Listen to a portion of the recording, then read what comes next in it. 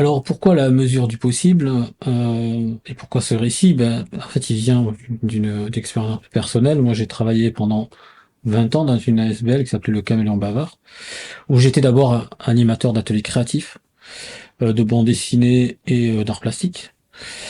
Et puis à un moment donné, il a fallu, pour des sombres raisons de budget, de subsides, faire une école de devoirs. Et du coup, voilà, on a monté ça un petit peu comme on pouvait. Et effectivement, de suite, on a compris qu'il y avait une grande différence, c'est que quand on était en atelier créatif, les enfants venaient parce qu'ils avaient vraiment envie de faire de la bande dessinée ou faire de la sculpture ou faire des arts plastiques. Et quand ils en avaient marre, ils venaient plus. Alors que l'école des devoirs, eh bien, ils étaient obligés de venir. Ils sont obligés de venir parce qu'il y a une pression qui est mise sur les parents par l'école, par le fait de faire les devoirs et de bien les faire. Et du coup, les parents qui nous mettent une pression à nous.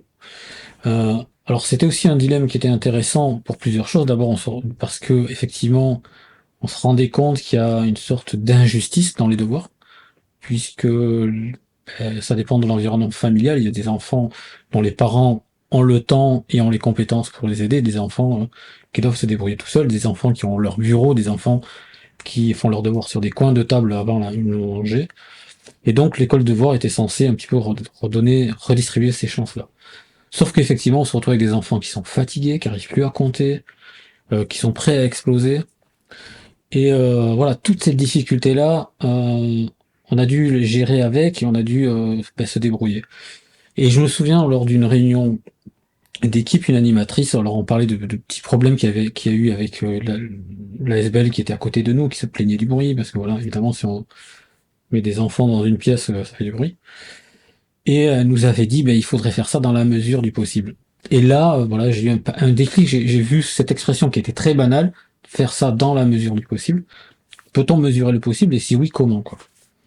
Et de là est partie cette idée vraiment de faire quelque chose dans cet univers-là.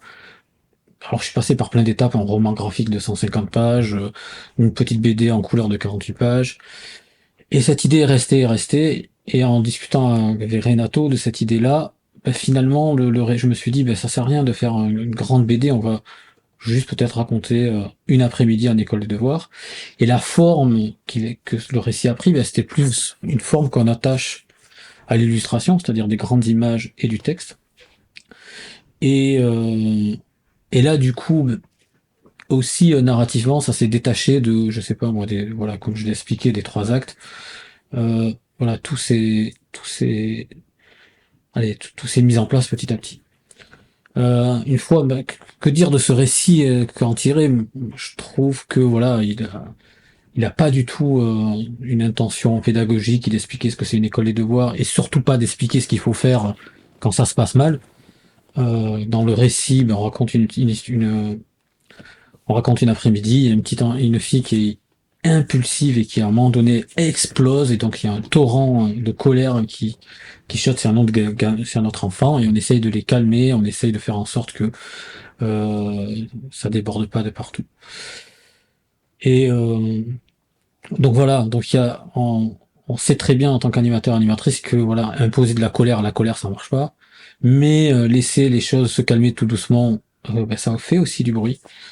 Donc voilà, donc du coup c'est assez compliqué. Et je me souviens très bien aussi de cette sensation quand on est en école de devoirs, qu'on est là pendant 3 heures et qu'on regarde l'heure et on se dit il manque 45 minutes. S'il se passe rien dans 45 minutes, ma journée est sauvée.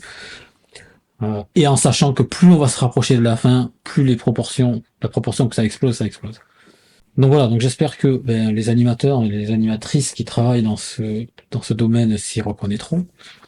Et puis le lecteur et les lectrices qui n'y travaillent pas, parler ça peut-être un peu leur donner une idée de ce que c'est ce métier et de comprendre un peu, enfin de voir un peu d'empathie pour ces travailleurs sociaux qui ont un travail essentiel, même si c'est un travail, on va dire, non marchand. Voilà.